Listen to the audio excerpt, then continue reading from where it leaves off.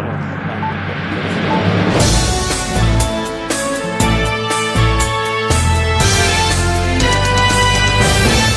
இன்றைய முக்கிய செய்திகள்.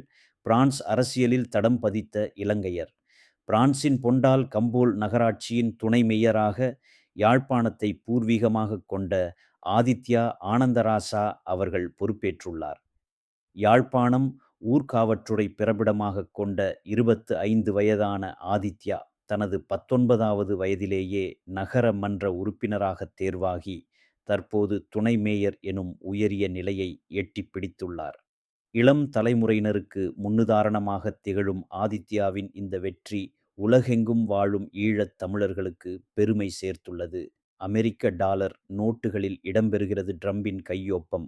கடந்த 165 ஆண்டுகளாக அமெரிக்க டாலர் நோட்டுகளில் நிதித்துறை செயலாளர் மற்றும் பொருளாளர் ஆகிய இருவரின் கையொப்பங்கள் மட்டுமே இடம்பெற்று வந்தன.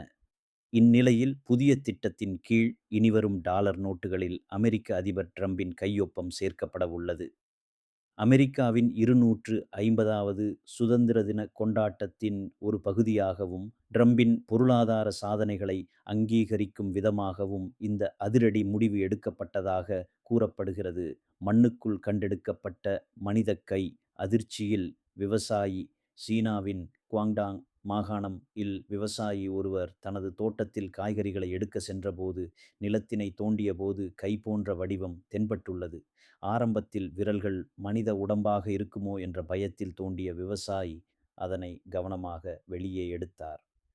மிகவும் அரிதாக 5 விரல்கள் மற்றும் நகங்களைப் போன்ற தோற்றத்துடன் காணப்பட்ட இந்த கிழங்கை மக்கள் ஆச்சரியத்துடன் கண்டு வியந்து வருகின்றனர். ஒரு நபர் 1,00,000 யுவான் கொடுத்து வாங்க முன்வந்தாலும் விவசாயி விற்பனைக்கு சம்மதம் அளிக்கவில்லை. இந்த அரிய கிழங்கினை பற்றிய காணொளி விவசாயியின் நண்பர் படமெடுத்து இணையத்தில் பதிவிட்டார். இத்துடன் இன்றைய செய்திகள் நிறைவடைகின்றன. நன்றி, வணக்கம்.